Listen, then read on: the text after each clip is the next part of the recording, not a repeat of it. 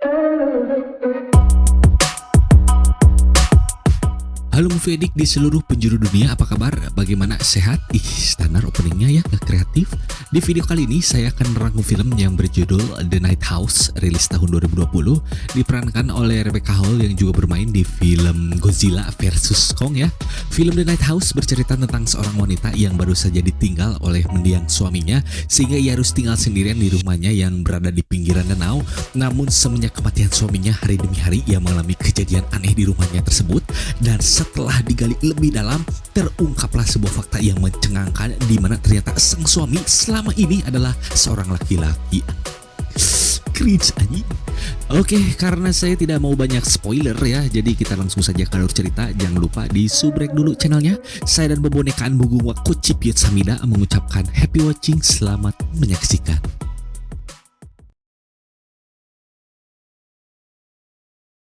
Pada suatu malam, seorang wanita yang bernama Beth baru saja pulang dari upacara pemakaman suaminya yang baru-baru saja ini meninggal.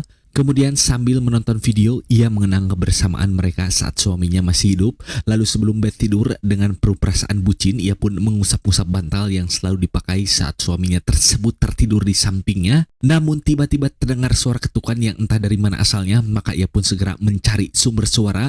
Akan tetapi nyatanya ia tidak berhasil menemukan apapun.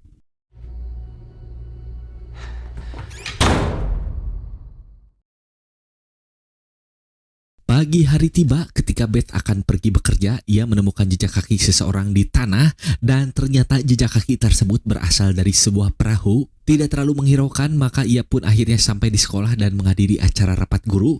Perlu diketahui, Beth ini bekerja di sebuah sekolah dan tentunya bekerja sebagai guru ya. Ya iyalah, masa jadi klui proyek gak nyambung. Lalu di sana ia bertemu dengan sahabatnya yang juga seorang guru bernama Claire.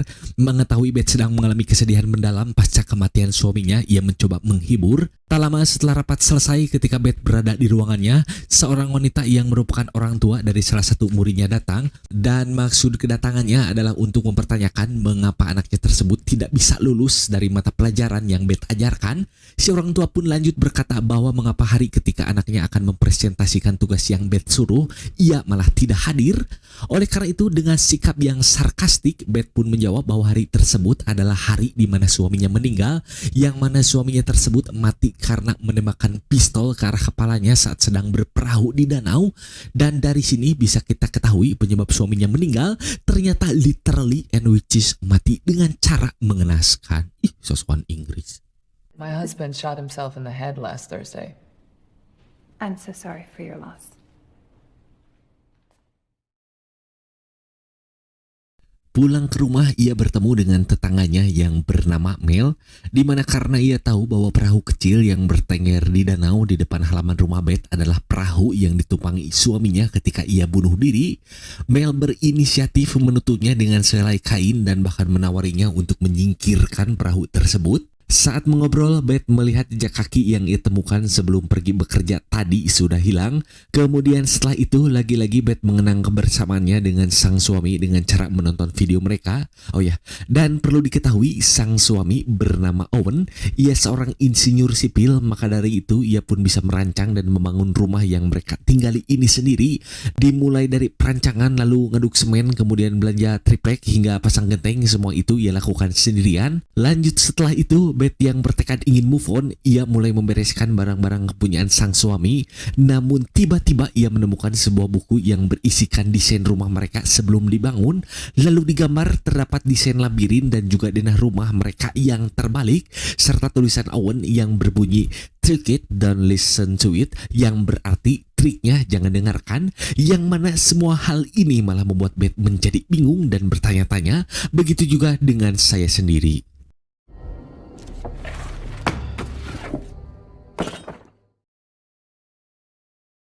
Pada malam harinya saat Beth tidur, ia terbangun karena mendengar suara berisik dari lagu yang tiba-tiba berbunyi sendiri dari lantai bawah.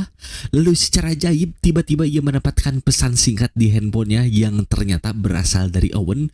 Beth pun segera menelponnya dan tiba-tiba terdengar suara Owen memanggil serta menyuruhnya untuk melihat keluar jendela. Namun seketika itu juga Beth menjadi kaget karena ternyata ia melihat Owen sedang berdiam diri tanpa busana di atas danau. Kemudian Beth tiba-tiba mendapati dirinya terbangun di lantai pada esok pagi. Merasa penasaran apa yang sudah terjadi semalam, ia pun memeriksa handphone milik Owen dengan maksud menyamakan isi pesan terakhir, yang mana ternyata isi SMS-nya sama. Maka dari itu Beth pun menyimpulkan bahwa kejadian yang ia alami hanyalah sebuah mimpi belaka. Namun ketika melihat galeri foto di handphone milik Owen, Beth mendapati sebuah foto wanita yang apabila secara sekilas dilihat, wanita tersebut adalah dirinya. Akan tetapi setelah di zoom in dan ditilik-tilik secara seksama, foto wanita tersebut bukanlah Beth melainkan sosok wanita lain. Oleh karena itu saat Beth di sekolah, ia pun menceritakannya kepada Claire dan mencurigai almarhum suaminya telah berselingkuh ketika ia masih hidup. Claire pun menanggapi bahwa hal ini sudah tidak berarti lagi karena Owen telah meninggal, serta memberikan saran kepadanya agar ia melanjutkan hidup alias move on sekaligus merelakan kepergiannya. Just remember you're Owen. Everybody has secrets. Don't let it weigh on you. Setelah selesai bekerja, Beth bersama rekan-rekan guru lainnya menghabiskan waktu bersama dengan kongko bareng di sebuah warung remang-remang. Ditemani dengan bir peletok dan juga cemilan sukro, Beth tiba-tiba bercerita bahwa saat suaminya meninggal, ia meninggalkan surat yang ditujukan khusus kepadanya, yang mana isi suratnya adalah, "You were right, there is nothing is after you, you are safe now." Yang artinya, "Neng jangan lupa bayarin bulanannya, udah pusing mikirnya mau pergi dulu, jangan lupa dibiasain matiin hawunya kalau udah beres goreng jengkol ya yang. Salam cinta dari Owen yang selalu rindu." Anjing dalam. Lanjut setelah itu karena Beth dalam keadaan mabuk, ia diantar pulang oleh Claire sampai ke rumahnya. Kemudian sambil selonjoran, Beth menceritakan kepada Claire bahwa dulu saat masih berumur 17 tahun, ia pernah mengalami kecelakaan mobil sehingga diceritakan jantungnya sempat berhenti selama 4 menit, atau bisa dikatakan Beth ini telah mengalami mati suri. Lalu setelah sadar, orang-orang pun bertanya bagaimana rasanya mengalami kematian dan juga bertanya apakah yang Beth lihat saat berada di alam baka. Namun yang Beth ingat dan lihat saat itu hanyalah cahaya yang ada di ujung terowongan, dan hanya itulah yang Beth ingat saat berada di sana. Akan tetapi ketika Beth terbahan sambil nunutan di paha Claire, tiba-tiba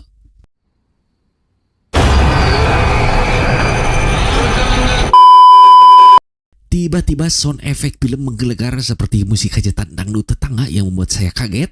Beth mendengar namanya dipanggil oleh seseorang, lalu ia pergi ke halaman rumah dan melihat beberapa wanita berlari. Kemudian entahlah saya mengapa mereka terjun ke jurang, yang mana adegan ini membuat saya juga bingung.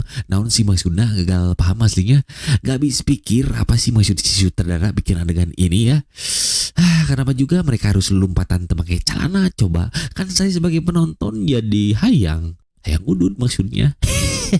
Di halaman rumah lagi-lagi Beth mendengar suara gaib, namun kali ini suara tersebut menyuruhnya ke perahu dan melihat barang-barang Owen dengan bercak darah di atasnya. Merasa yakin sosok yang telah memanggilnya adalah Owen, Beth memanggil namanya, akan tetapi tiba-tiba sosok tersebut menghampiri Beth lalu mendorongnya ke perahu sehingga Beth pun akhirnya menjadi pingsan.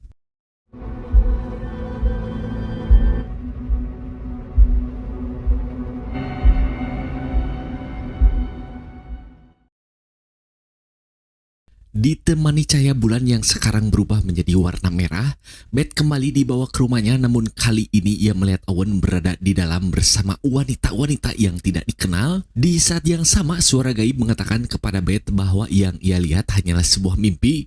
Ingin mencari tahu apa yang sedang terjadi, Beth akan masuk ke dalam, namun terlihat nomor rumahnya sudah terpasang dengan terbalik.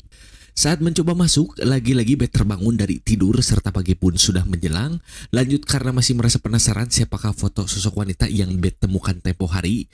Ia mencolokkan handphone Owen ke laptop dan alhasil Beth akhirnya bisa teryakinkan bahwa wanita dalam foto tersebut bukanlah dirinya. Namun selain itu ia juga menemukan banyak foto wanita lain yang juga tidak dikenal, dan dari sini Beth bisa menyimpulkan bahwa suaminya tersebut telah berselingkuh dengan banyak wanita.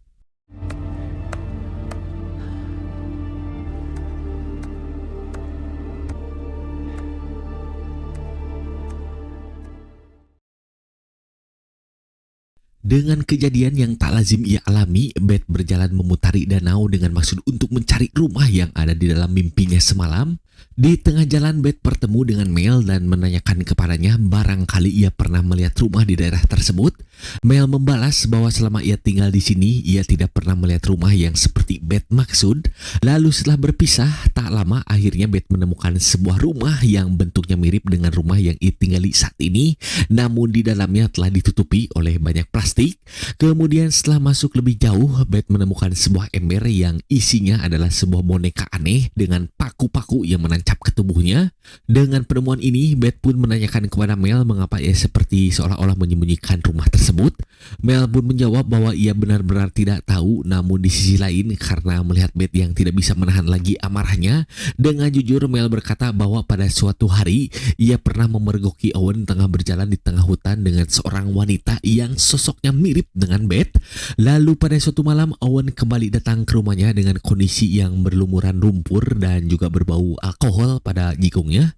Owen mengatakan kepada Mel bahwa ia mempunyai dorongan atau urges, dia URGS atau keinginan mendesak ya. Namun karena Mel tidak mau mencampuri urusannya, ia tidak menanyakan dorongan seperti apa yang dimaksud oleh Owen.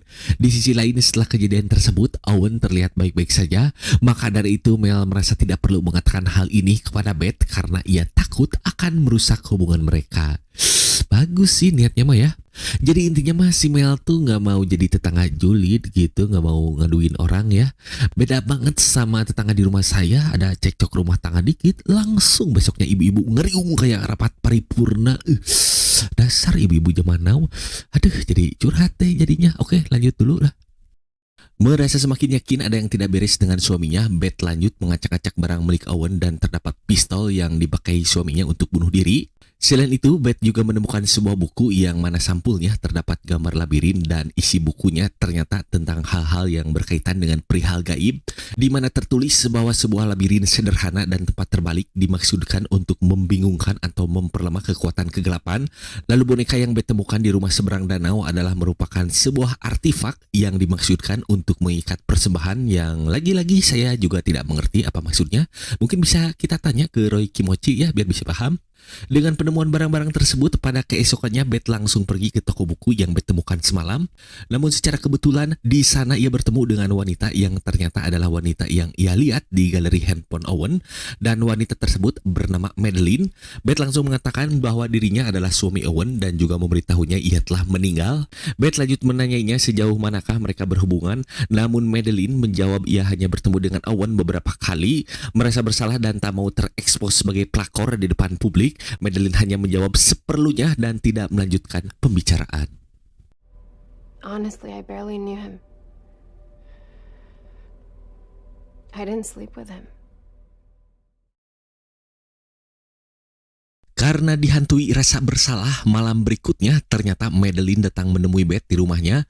Di sana ia mengatakan perihal hubungannya dengan Owen, di mana Madeline berkata dengan sejujur-jujurnya bahwa ia tidak pernah mencuk dengan Owen sama sekali.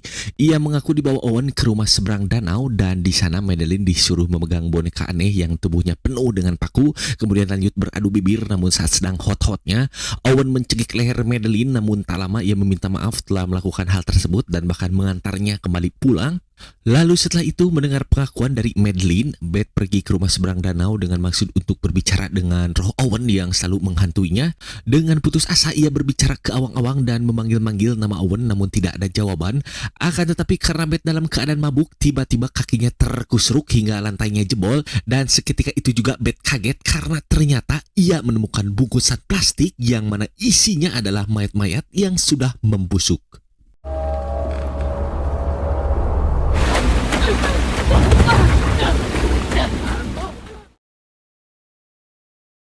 Sampai di rumah merasa hareudang habis lulumpatan, Beth lanjut mandi namun tiba-tiba musik kembali berbunyi dengan sendirinya. Putus asa karena Owen tidak kunjung menampakkan diri, Beth lagi-lagi memanggil nama Owen ke langit luas namun tetap tak mendengar. Aduh kayak lagu Peter Pan ya. Dan tiba-tiba Beth melihat cermin di kamar mandinya, muncul tulisan here alias di sini. Lalu sosok tak terlihat menghampiri Beth dan seketika itu juga ia menyambutnya karena menyangka sosok tersebut adalah Owen. Namun ternyata saat sedang digerayangi, sosok tersebut membisikkan kepadanya bahwa ia bukanlah Owen melainkan entah siapa. Tak lama Beth melihat seorang wanita di cermin yang tiba-tiba dianiaya oleh Owen, yang mana secara ajaib mereka terlihat nyata seperti betul-betul sedang terjadi. Melihat mendiang suaminya sedang melakukan perbuatan perbuatan keji, sosok tak terlihat tiba-tiba membenturkan kepala Beth, lalu entah bagaimana Beth tiba-tiba masuk dan seolah-olah berpindah ke dalam cermin.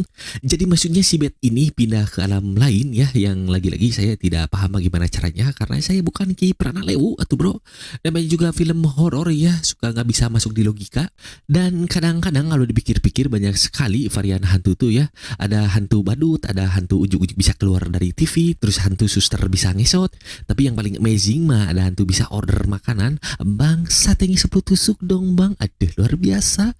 Mungkin next time bisa order padang juga ya sekalian. Bang, nasinya semagicom dong bang, pakai rendang, kuahin dikit, sambalnya segalon, anjing. Oke lanjut.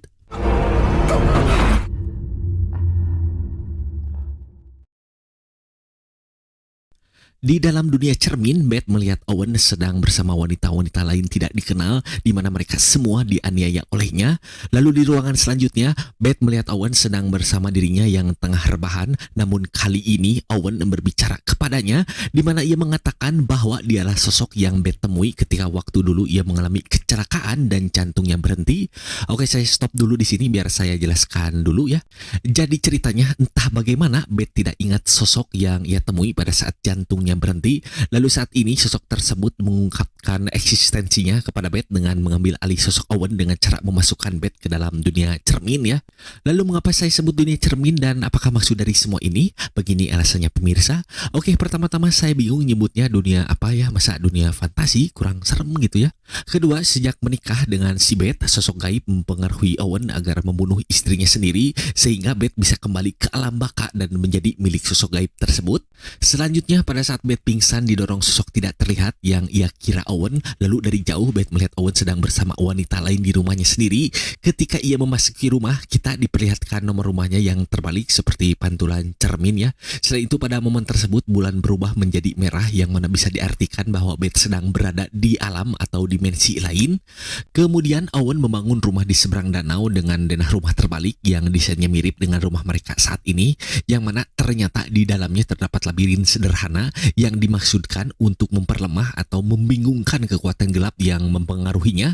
Lalu mayat-mayat yang Beth temukan di rumah seberang danau adalah wanita yang Owen bunuh untuk ditumbalkan, di mana sosok mereka mirip dengan Beth dengan maksud agar Owen bisa mengelabui sosok gaib tersebut supaya ia tidak mengambil istrinya.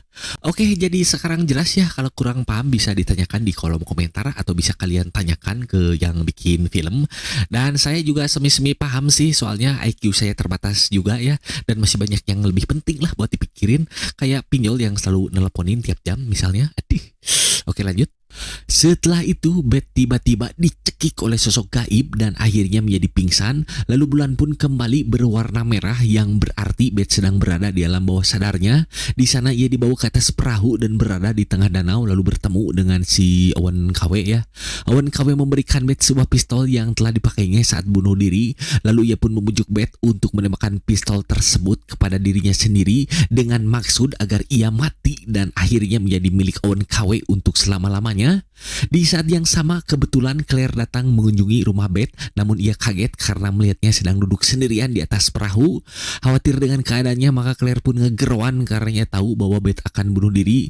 Dan akhirnya setelah ngulang cukup lama, Beth tidak terpengaruh dengan bujukan Owen KW.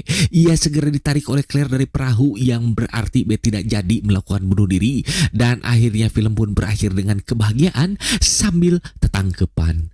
Cerita tamat. You're okay. You're gonna be okay. I got you. I got you. What is it?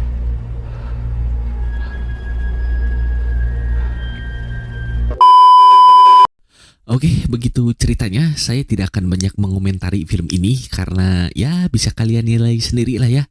Dan mudah-mudahan bisa kalian pahami juga dari segi alur ceritanya. Oke, saya sudahi video kali ini. Terima kasih sudah menonton.